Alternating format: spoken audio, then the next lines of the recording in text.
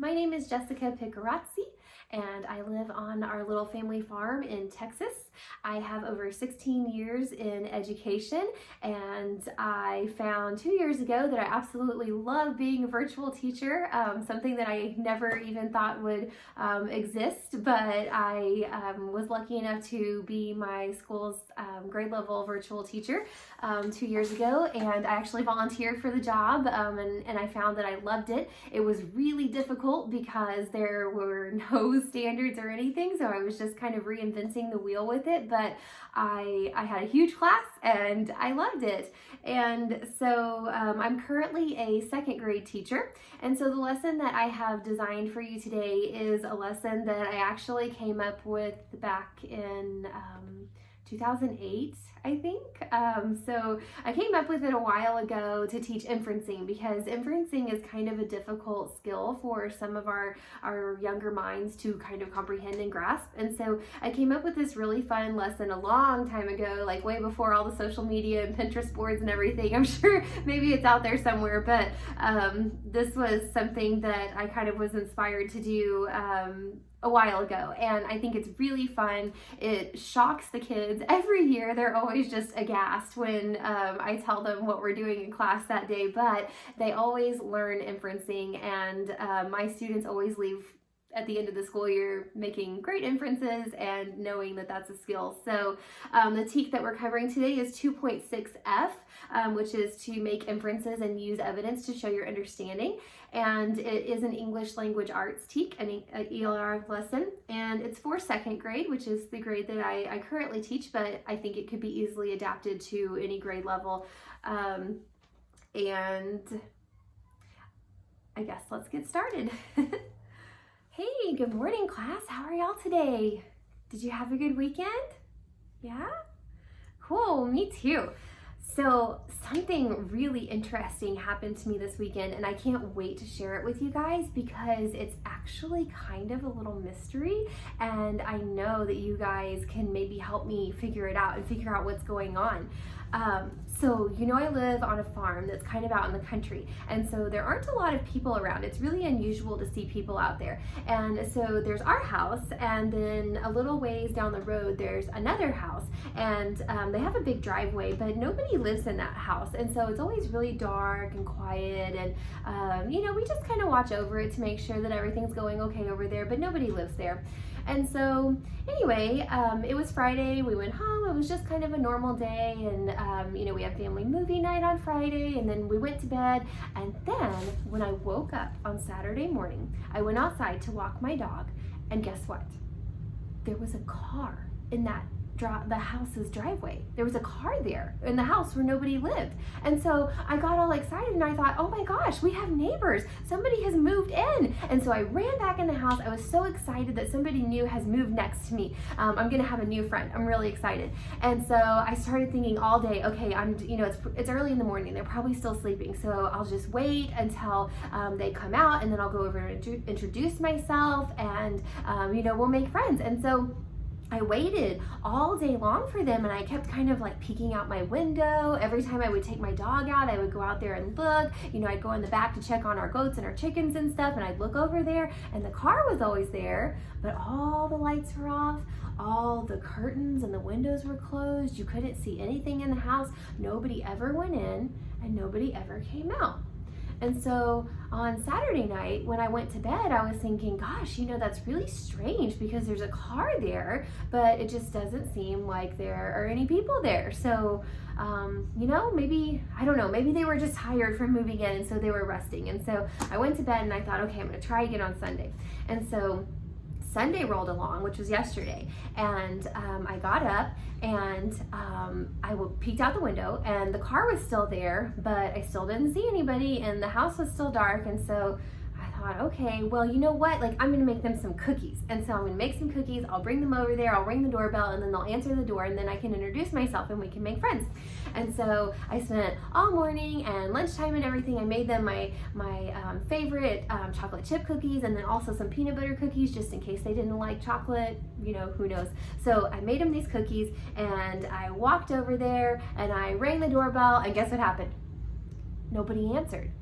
And so I thought, Okay, so I knocked on the door and still had my cookies in my hands and still nobody answered. And so I finally went home because, I didn't want to be annoying or anything, but now I was kind of annoyed because I have new neighbors and I want to know about them and they're not coming out to be my friend. So I want to meet them and get to know things about them. And so I went to bed that night just kind of irritated and just thinking to myself, like, who could these people be? And why are they moving in? They moved in the middle of the night. They don't come out during the day, and I haven't even seen anybody there. I don't know anything at all about them. So you know what I did? This morning before I came to school, I snuck over there and I took their trash because they had a trash bag outside. And so here it is. I took a bag of trash from their house and it has some stuff in it. And don't worry, I made sure it's clean trash, so don't worry. But anyway, I thought you guys can help me. We're gonna go through their trash and we're gonna figure out if we can learn any things about them. And so the skill that I'm teaching you guys today is called inferencing, and that's a really good second grade word. So get ready to write it down in your brains because you're gonna need to remember it. It's inferencing. And so inferencing means using evidence to make a good guess, kind of, to understand what's going on without being told what's actually going on. You have to use evidence and you have to use clues to try to understand what's happening and what's going on. So I'm going to rummage around in this bag a little bit and I'm going to see what we can find, and I'm going to hold each item up and you are going to look at it. Each item is our evidence. Each item is our clue, and you are going to use your very best inferencing skills to see what we can learn about this new mystery family that has moved in next door to me in the middle of the night. So let's see what we have first. Raise your hand if you want to help. Let's see, I have, let's see, what's this? It's an open bag of dog bones, it looks like. Yeah? Matthew, what can you guess about that? That they have a dog? Yeah, or maybe they even have a big dog. You're right, because the package is just totally ripped open. So maybe they have a big dog who is really hungry and he just ripped into that bag. Okay, good inferencing, Matthew. That was awesome. They must have a dog if they have dog bones. Okay, let's see what else we have in here. We have a package of lettuce seeds. What do you use a seed packet like this for? Micah, what do you think? Oh, maybe they garden? Yeah, very good. Maybe they have a garden and maybe they're growing their own food. Yeah, okay, that's a good idea. Okay, so they have a dog and they like to garden. What else is in here? Oh, what's this? Do you guys know this book? It's kind of torn up. It doesn't have the cover on it, but yeah, Luther? What book is this? Do you know this book? These illustrations give us a good clue, don't they? Because they look like an author we've studied before. Yeah, I know this book. It's The Very Busy Spider by Eric Carle. It's one of my favorite books. It just doesn't have the cover on it for some reason. So guys, why do you think that they would have, well, I guess that's why they threw it out, because it doesn't have the cover on it anymore. But what type of person would read a book like this? What do you think? Let's see, Adeline, what do you think? A kid? Yeah, maybe they have kids and their kids were reading this book, or maybe their mom read them the book before they were going to bed. That's a good guess. Good inferencing, good job. All right, what else is in here? Ooh, this feels kind of weird. What is this? They're crinkly. Do you know what these are? They're pretty colors. Let's see. Do you know what this is? Alicia, what do you think? What are these? Yeah, they're little, they're called baking cups. Yeah, like, has anyone in your family ever made muffins or cupcakes with these? Yeah, so maybe somebody in their family likes to bake or cook. Yeah, good inferencing. Maybe the kids like to cook, or maybe somebody's cooking for the kids. I don't know. All right, what else? What is this? Mason. Oh yeah, you know what that is, huh? Fish food. Do you have a fish, Mason? You do? Awesome. Yeah, so these people, maybe they have a pet fish too. So, wow, they've got a big family, don't they? They've got a pet dog, they've got a pet fish, they have at least one kid, they've got somebody that likes to bake, and somebody that likes to garden. You guys are really great detectives today. You're using all these inferencing skills to learn all this information about this family. All right, what's this? Alexis. Yeah, marker. Everybody knows what this is. That's a pretty good clue. Who uses markers like this? Kids. Yeah, good guess. Okay, so that's another clue that we can use to infer that this family probably has children. Okay, here's a hard one. What's this? It's a ball, obviously. Garen, what do you think? The tennis ball? Yeah? Yeah, so maybe somebody in their family plays tennis, or what else? Does anybody else have an idea? David? Oh, David, your dog uses balls like this, so maybe this is another dog toy, and this is another clue that maybe they have a big dog, because a little dog would not be able to fit this ball in their mouth, would they? Good job. What? Oh, also baseball? Okay. Yes, maybe they play baseball. Good job, David. Don't forget to raise your hand up. Okay, here's another clue. Oh, this is cute. What's this? Blaze, you raised your hand fast on that one. What's this? A baby toy? Yeah. Do you have a baby in your family? You do, don't you? Yeah, I know you're really excited about your new baby sister. So, yeah, this is a little baby block. So, let's back up for just a second, because we picked out several clues that we're able to infer that maybe this family has children or a child. We have a book, and we have a marker, and we have a baby block.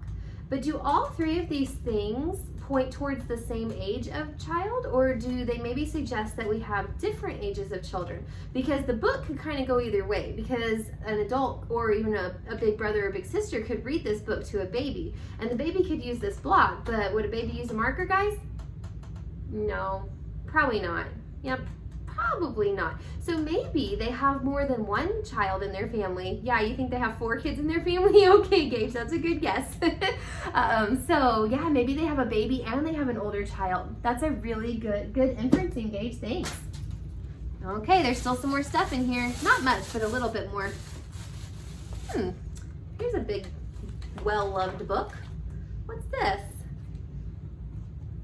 It doesn't have any words in it. Oh, Braylon knows what this is. What is this, Braylon?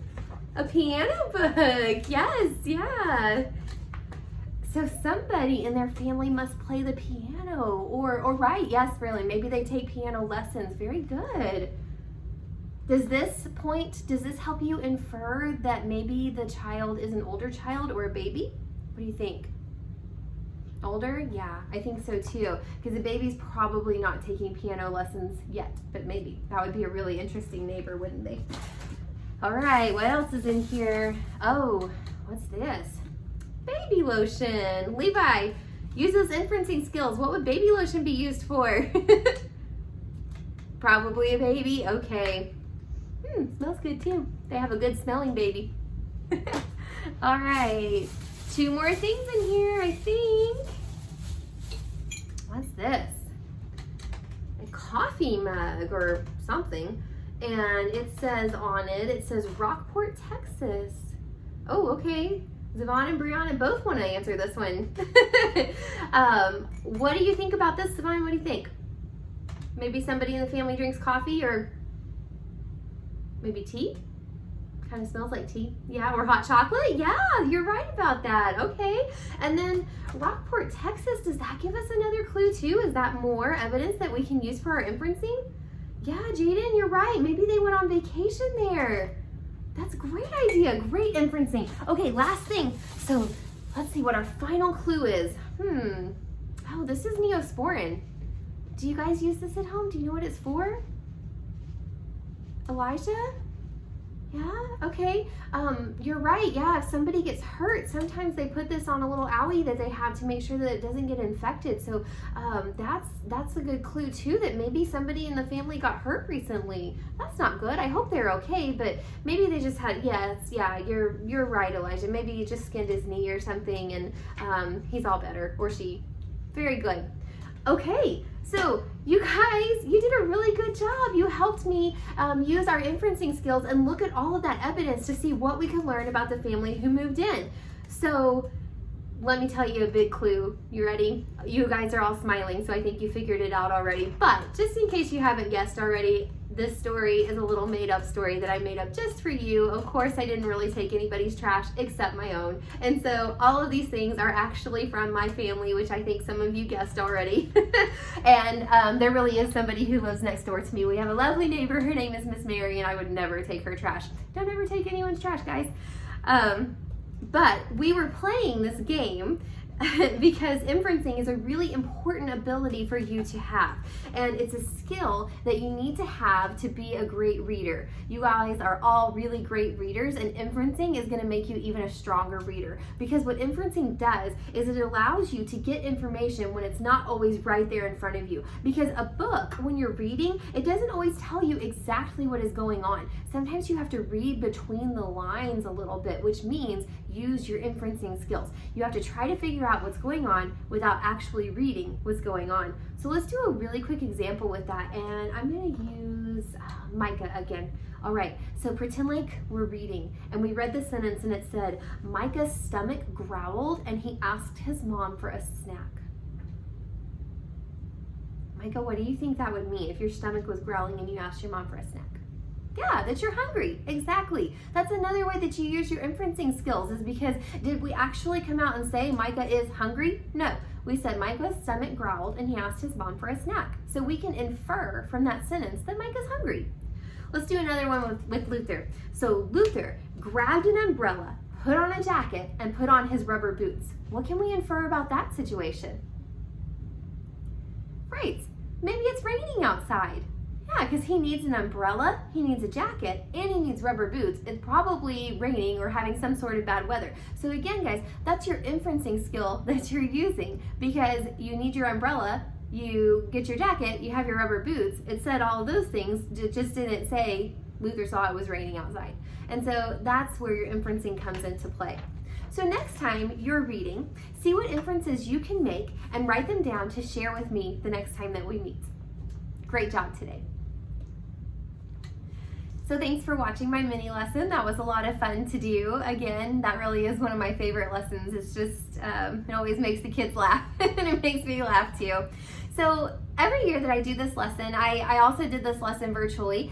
So when I wrap the mini lesson, then what I do on the first day is the kids go out into their independent reading time or their stations, or when I was a virtual teacher, we were using the Zoom platform to do our online classroom. And so I would have the kids go into their breakout rooms or even into the waiting room, and then I would keep the small group that I needed with me to go over the skill again and just kind of check for understanding. And so if this was my real class, I would take Sarah and Luther and Jaden in with me and just kind of reiterate what inferencing was again, and just kind of go over the mini lesson with them again to make sure that they had fully comprehended what was being taught.